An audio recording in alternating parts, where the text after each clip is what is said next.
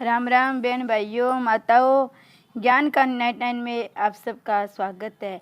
आज मैं आपको गोगा चरित्र के अध्याय 13वां सुनाऊंगी। इसमें रानी सरियल और बुढ़िया नाग और ये नागों की बातें हो रही है। जो बुढ़िया नाग जेवर की माला बना के गोगा जी ने भेजा था, उन्होंने सरियल को अपना रूप दिखा दिया है कि मैं तो गोगा जी को जानकारी देने के लिए आपके पास माला बनकर आया हूँ। उधर ताकी की सब वार्ता सुनकर नरसिंह पांडे वहां जा पहुंचे, जहां पुरोहित ने लगन पत्रिका तैयार कर रखी थी। राजा ने बागड़ वाली पत्रिका में फागुन बुद्धि 13 की तिथि राज पुरोहित से लिखवा दी थी। आमेर वाली में फागुन बुद्धि 9वीं की। राजा ने राज पुरोहित की आज्ञा अनुसार राजकुमारी सीरियल को उसकी सखियों द्वारा बुलाकर दोनों लगन पत्रिका नवग्रह का पूजन कराया। कुल देवता का पूजन करवाकर अतिथियों को विदा करने के पश्चात परिवार वालों की सहमति से नेगी पहले आमेर रवाना कर दी गई। बागड़ में लगन भेजने में जानबूझकर देरी की जा रही थी। कोई नेगी बागड़ जाने का राजामंद भी नहीं हो पाया। उचित अवसर देखकर नरसिंह पंडित बोले, राजन, आप आज अपना दूसरा वरदान भी देने की दया करे। अब मैं यहाँ रुकना भी नहीं चाहता। राजा सीधा नरसिंह पांडे की बात सुन बड़े प्रश्न हो बोले, मांग लो वेद जी, मुझे कब इनकार है, वह तो आपकी धरोहर है। नरसिंह पांडे बोले, दूसरा वरदान मैं ये मांगता हूँ, बागड़ देश वाले लगन मेरे द्वारा ही दद्रेवा नगर आप भिजवा दे। राजा सीधा नरसिंह पांडे की बात सुनकर फूल कर कुंपा हो गया और प्रश्न होता हुआ बोला, वेद जी, मुझे कोई उजर नहीं है, आप खुशी से ले जाए। राजा ने विचारा, देर सवेरे की जो भुलाई बुराई बागड़ वालों की तरफ से होगी वह इसी वेद के सिर मंडी जाएगी और वह विद्यमान भी यहाँ से चला जाएगा। हमें जो काम इसकी नज़र बचा कर करना पड़ता था वह दिक्कत भी जाती रहेगी। इसके दोनों वरदानों से इतना सस्ता छूटने की मुझे तो आशा नहीं थी। उन्होंने राजपुरोहित और अपने प्रधान को बुलाकर कहा, ये जो हमारे कृपालु वेद जी हैं, जिन्होंने राजकुमारी का इलाज करके उसे जीवन प्रदान किया, हमारा भार हल्का करने के विचार से बागड़ देश का लगन ले जाने का इन्होंने अपना इरादा मुझे बताया है। इनका यह वरदान हमारे ऊपर दया करने के अलावा और क्या हो सकता है। राजा सीजा सिंह की बात का प्रधान व पुरोहित दोनों ने दासियों द्वारा भिजवा दी गई और वेद की आज्ञा अनुसार उनके कच्छ की तमाम सामग्री और उन समेत अनेक साथियों के समुद्र तट तक पहुंचाकर रथ वापस लौट आया। कुछ समय ताकी और बुढ़िया नाग ने समुद्र किनारे पर दौड़कर अमृतदायिनी हवा द्वारा अपने को बलवान बनाया। जब समुद्र तट जन रहित हो गया, दिन छिपने लगा, तब ताकी और बुढ़िया नाग ने गुरु गोरखनाथ का ध्यान कर नरसिंह पांडे को अपनी पीठ पर बिठा समुद्र पार किया। तभी गोगा जी अपने नीले घोड़े की पीठ पर सवारा इन तीनों की खबर लेने के लिए समुद्र तट पर आ पहुंचे। तीनों मित्रों ने गोगा जी को प्रणाम कर सारी आप बीती कथा सुनाई और राजा सीजंग की चालबाजियों का बयान किया। राजकुमारी सीरियल व बुढ़िया नाग के कैद होने तक की कथा सुना डाली। जब नरसिंह पांडे द्वारा सारी कथा सुन ली, लगन का सामान संभल कर घोड़े की पीठ पर बांध लगन पत्रिका अपने जेब में रख ली, चारों नीले की पीठ पर गुरु गोरख का सुमरण करके रवाना हो गए। तब जहाईरवीर बोले, नरसिंह पंडित, राजा सीजा सिंह अपने को बहुत ज्यादा चालाक व अक्लमंद था, होशियार हम समझता है। हमें तो काफी पहले से ही पता है सीरियल का वह फागुन बुद्धि 9वीं के अलावा और किसी दिन हो ही नहीं सकता। इस प्रकार बातें करते सब दद्रेवा नगरी आ पहुंचे। ताकि नाग जहाईरवीर को नमस्कार कर पाताल लोक को चला गया। बुढ़िया नाग को मणिमाला के रूप में अपने गले में पहन लिया। नरसिंह पंडित को गले लगाकर बोले, पंडित जी, तुमने मित्र धर्म के पालन में हद कर दी। मैं जितने भी आपकी बड़ाई करूं थोड़ी है। आपकी जगह कोई दूसरा होता तो पहले वरदान में राजा सीजा सिंह से आधा राजपाट हत्याता और दूसरे में राजकुमारी सीरियल को अपने पत्नी बनाकर घर जमाई बनकर मजे करता।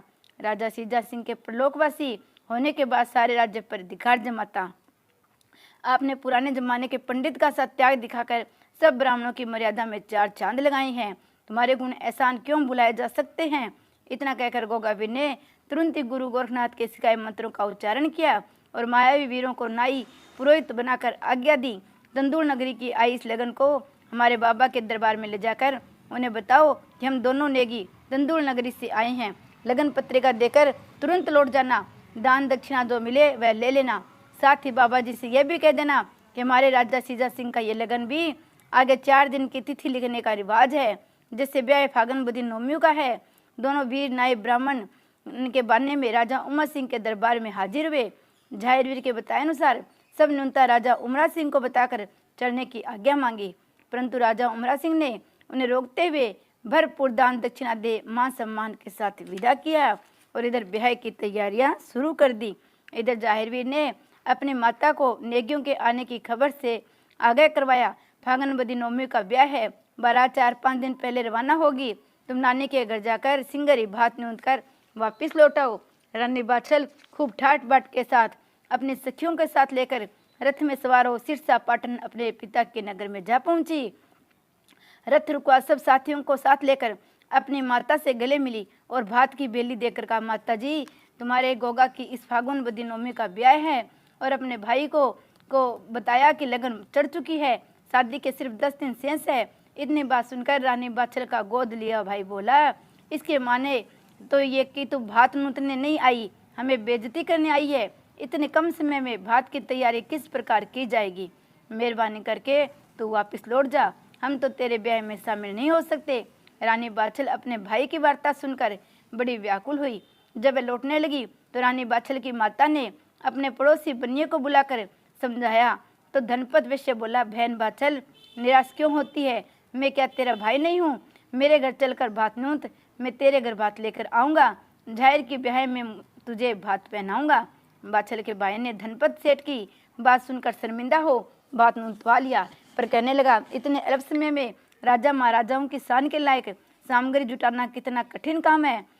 उसने अपने पड़ोसी धनपत वैश्य को अपनी कठिनाई समझाई, जिसे सुनकर धनपत सेठ ने भरपूर सहयोग दिया।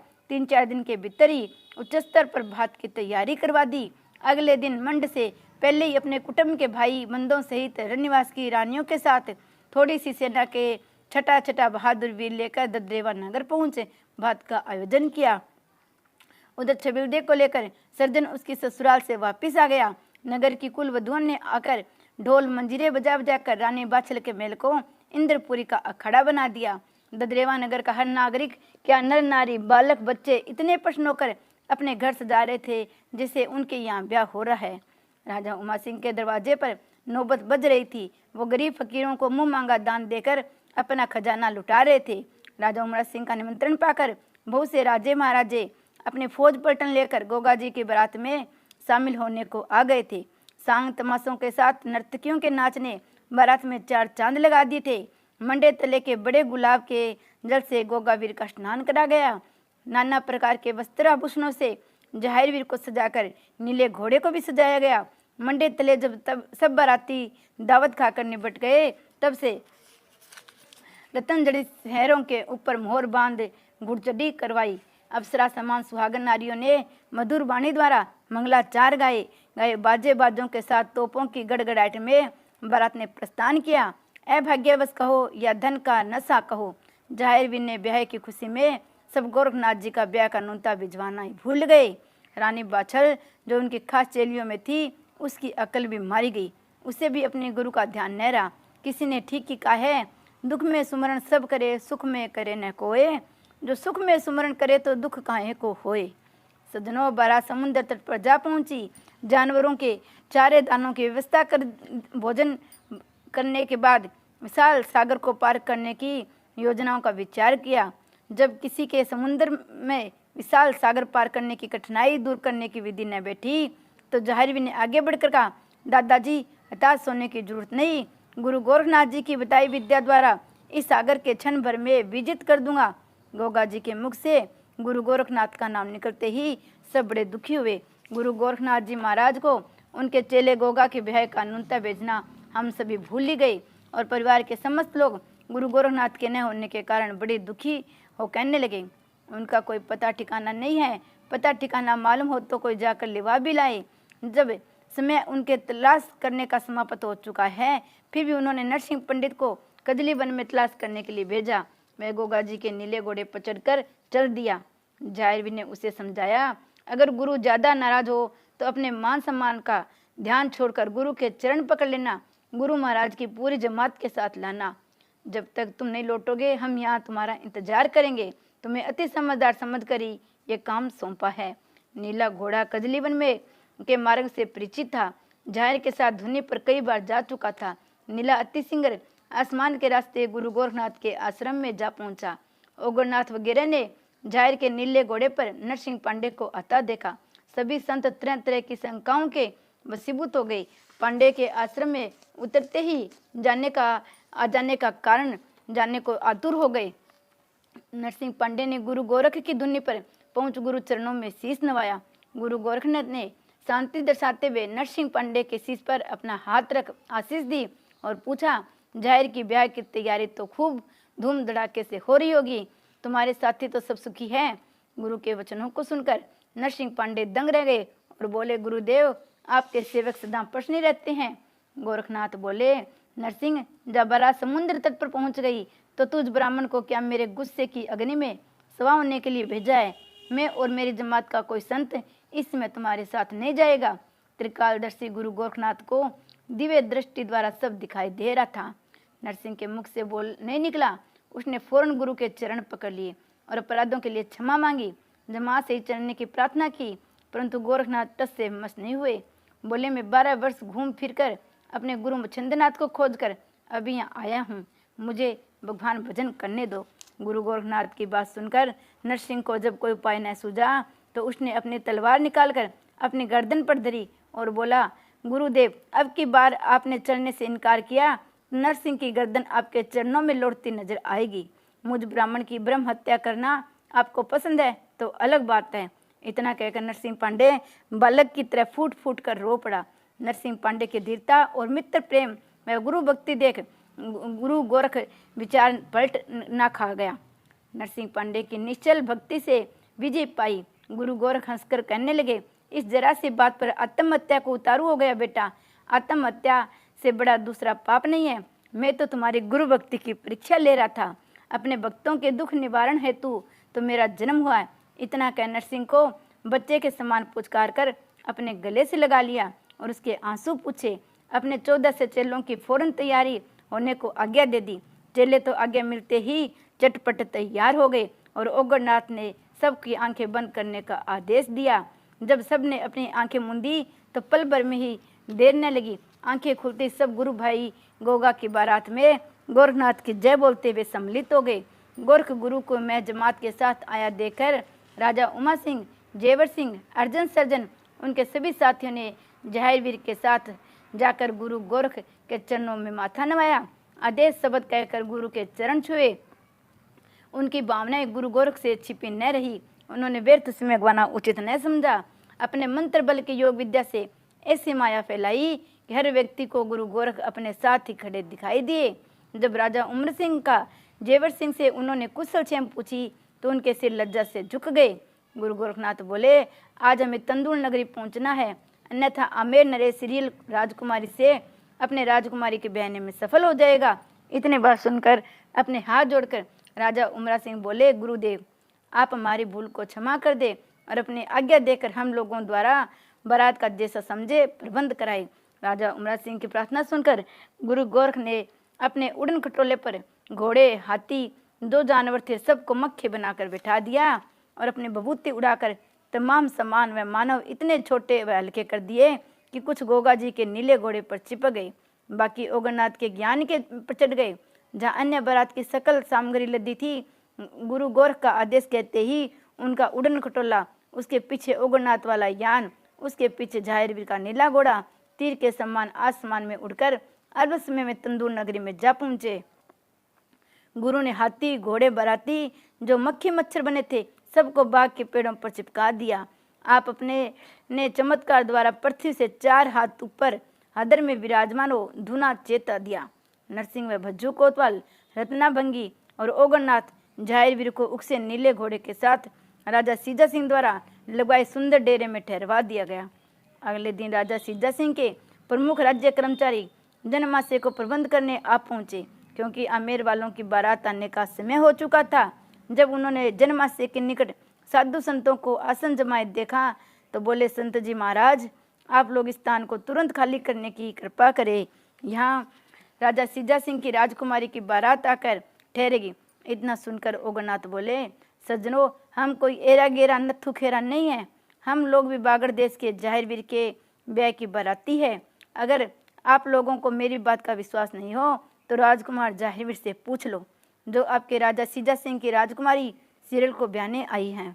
ओघनाथ की बात सुनकर राजा को खबर भिजवाई गई। राजा सीजा सिंह का महल में संदेशवाहक ने पहुंचकर राजा सीजा सिंह से कहा, बागड़ देश का राजकुमार एक ब्राह्मण था 2-4 अपने मित्रों के साथ लेकर कुछ सेवक और साधु महात्माओं के संग जन्मा से वे डेरों पर धरना दिए हुए हैं। एक नीले रंग का शानदार घोड़ा भी खूंटे पर बंधा हिनहिना रहा है। पास ही एक संत धरती से कुछ ऊंचा उठा हुआ अपने लक्कड़ सुलगाए हुए आंखें बंद किए भजन कर रहा है। अब आप जैसी आज्ञा दे वैसा किया जाए।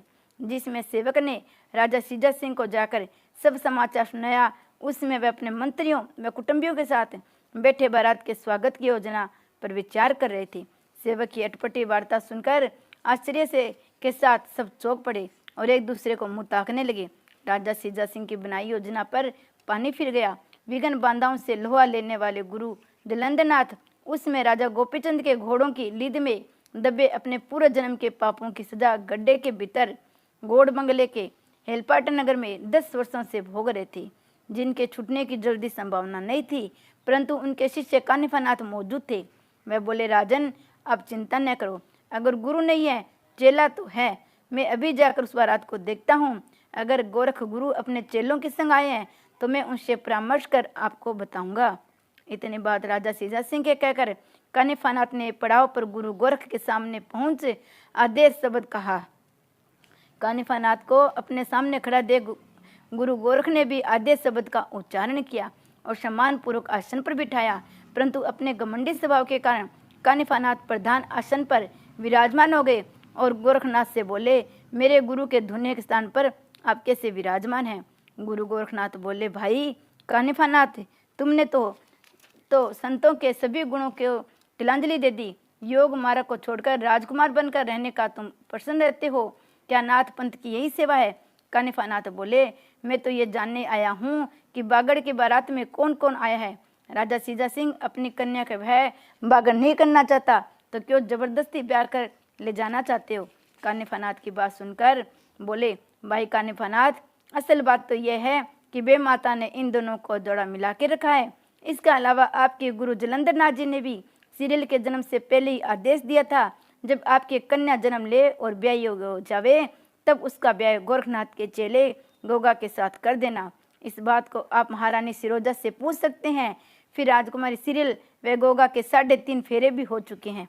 कानिफानाथ जी अकेले राजा सीजा चौहानों से पुराने वेर के कारण काने भेंगे राजकुमार के साथ अपनी अप्सरा से भी अधिक सुंदर कन्या का ब्याह देना चाहते हैं।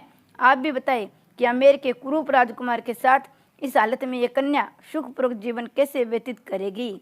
इसके अलावा सांप के काटने के बाद नरसिंह पांडे से कन्या बागड़ देश में ब्याहने के लिए अपनी सब जनता के सामने राजा वचन हार चुके हैं। अपने गुरु के वचनों की अवज्ञा के कारण आपको धर्म में विमुख नहीं होना चाहिए। राजा सीजा सिंह को अपनी वचनों को तोड़ने ते लज्जा आनी चाहिए। अगर आपके अब भी राजा राजी खुशी से राजकुमारी सीरियल का ब्याह गोगा जी के साथ न किया तो इस संगलदीप प्रांत में खून की नदी बह जाएगी। इस मूर्ख राजा ने 2-2 बारातें अपने दरवाजे पर बुला ली है।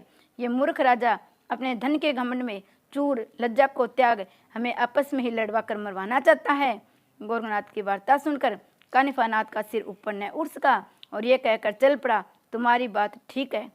सजनों, कानिफानाथ ने गोरख गुरु से विदा हो गोरख गुरु से हुई सारी वार्ता कही। राजा सीजा सिंह को अपने वचनों के अनुसार गोगा चौहान से राजकुमारी सीरियल के ब्याह का परामर्श दिया। इस पर राजा सीजा सिंह बोले, मैं बागड़ में अपनी बेटी हरगिज नहीं ब्याऊंगा। राजा उमरा सिंह तलवार के ऐसे धनी नहीं है, हम सबको गाजर मूली के तरह कतर डालेंगे। मैं तो उस वेदराज के षड्यंत्र में फंस गया था, जिसने राजकुमारी सीरियल का जीवन दान देकर मुझे वचनों से बांध लिया। वही उन्हीं का आदमी था। उसी के षड्यंत्र में फंस मैंने लगन भी उसी के द्वारा बागड़ भेज दी थी। मैं उनकी चाल की भली भांति समझ गया हूँ। वहाँ मेरी बेटी सुखी न रह सकेगी। मैं अभी अपने सेना नायक को भेजकर इन सब को मरवा दूंगा। 10-20 आदमियों को मैं कुछ देर में स्वर्गलोक भेजकर वापस आ जाएगा। अपने पति के ऐसे विचार सुनकर रानी सिरोजा बोली, स्वामी, लोक लाज बहुत बड़ी चीज है। जब तुमने वेद राज के वचनों से बनकर सब जनता के सामने राजकुमारी को बागड़ के राजकुमार से ब्याहने की प्रतिज्ञा की थी, उसमें ही लगन पत्रिका न भिजवाते। वे बिना बुलाए तो आपके यहाँ बारात लेकर आए नहीं हैं। आप उन्हें गाजर मूली के समान काट डालने के उद्यत है। आप तो उन वेदराज के सभी एहसान गुण भुला बैठे जिन्होंने मेरे चंदा सी सीरियल बेटी का प्राण दान दिया है। अब आप उस देवदूत को उनसे मिला हुआ बताते हो। आपने मेरी राजदुलारी बेटी को एक तमाशा बना के रखा है। वह रो रो कर अंधी हो रही है। आप उसके जी का कुछ पूछ कर तो देखो। राजा सीजा सिंह रानी सिरोजा का भाषण सुनकर तिलमिला उठे। रानी सिरोजा को घूरकर बोले, महारानी तुम्हें लज्जा नहीं आती? तुम अपनी प्यारी बेटी का ब्याह बागड़ में बाजरे के रूंट खंटों में ब्याने का किस तरह रजामंद हो। इस पर उनका भतीजा बोले, चाचा जी आप इतनी जल्दी अपनी प्रतिज्ञा भूल बैठे जो आपने हम सब के सामने वेदराज से कही थी। अभी बागड़ वाले भूत थोड़े आए हैं। मेरे ख्याल से इसका कारण जलयान का न मिलना है। बाकी बारात सिंगर आने वाली है, इसलिए लड़के के पिता और चाचा नहीं आए हैं। वह बारात को लेकर सिंगर ही आते होंगे। आपके लगन पत्रिका में गलत तारीख लिखवाने के कारण भ्रम होगा कि अभी तो ब्याह के कई दिन हैं। मुझे तो ये घमासान युद्ध होता हुआ दिखाई देता है। अपने 2 बारातें बुलाकर कटामरी का साधन जुटाया है। मुझे तो कोई भी दिखाई नहीं देता जो जलंधर नाथ की गैर मौजूदगी में इसे कटामरी का विनाश से हम लोगों को बचाएगा। चाचा जी आपने कैसे सोच लिया तंवरवंशी और आमेर वाले ले कछुआएं मिलकर इन लड़ाका चौहानों से रण में जीत जाएंगे। अब आपकी बुलाई गई दोनों बारातें आ गई हैं। चाची जी पर नाराज होना पड़ता है। आप आमेर वालों को बुलाकर छोटे मोटे कार्यक्रम चालू करो। बारोठी व दुर्गा पूजन आदि कराकर महिलाओं द्वारा मंगलगान कराओ। तुम्हें बागड़ की मस्तानी टोली का पता पड़ जाएगा, वे कितने पानीदार है। अपने भतीजे की बात सुनकर राजा सीजा सिंह ने सभी इष्ट मित्रों के चेहरे पर नजर डाली तो देखा सभी सरपंच में थे। देवयोग से उसी समय नरसिंह पांडे भी वेदराज के रूप में आ पहुंचे। राजा सीजा सिंह से बोले, मैंने आपकी राजकुमारी को प्राण दान दिया और सब जनता के सामने आपने मुझे 2 वरदान मांगने का वचन दिया था, जिसे मैंने आपसे राजकुमारी सीरियल की शादी बागड़ देश के राजकुमार गोगा के साथ और दूसरे वरदान में लगन पत्रिका बागड़ देश में मेरे हाथ भेजने को स्वीकार किया था। इस पर राजा सीजा सिंह बोले, मैं उससे मुकर कब रहा हूँ? आपने ये भी तो कहा था चाहे आप दोनों बराते एक साथ बुलाकर दोनों की शक्ति का अंदाजा कर ले। इस पर नरसिंह बोले, ठीक है राजा साहब, मैंने ये भी आपसे कह दिया होगा कि लगन पत्रिका में आप गलत तिथि लिखवा देना। उन रणबांकुरों को आप दोनों भी मिलवाकर मुकाबला नहीं कर पाओगे। गोगा जी जब चाहे तब तुम्हारी राजकुमारी को सर्प से कटवा कर मार सकते हैं। इतनी बात सुनकर उनका भतीजा बोला, चाचा जी मेरी राय में इस संघर्ष को टालने की एक ही उपाय है कि आप राजकुमारी सीरियल की शादी गोगा के साथ कर दे। मेरी बहन चंद्रबली का ब्याह नरसिंह से कर दे। अपने भतीजे की वाणी सुनकर राजा सीजा सिंह लाल पीले हो गए। ये नॉर्मल चौहान कब से वीर बन गए तुम, जो इनकी तारीफों के पुल बांध रहा है। चल उठ मेरे सामने से, कल का छोकरा मुझे पाठ पढ़ाता है। हरि नारायण ने अपने चाचा के सामने से उठ जाना है ठीक समझा। ये सोचकर कि होनी वंश की इनकी बुद्धि बिगड़ गई है।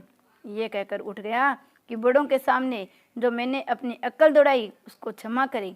सज्जनों, इतना कहकर वह उठकर अपने मन में कहते चल दिया, होनी अपना रंग दिखाए बिना न मानेगी। श्री गोगा जी महाराज की जय, रानी सरील की जय, गुरु गोरखनाथ की जय।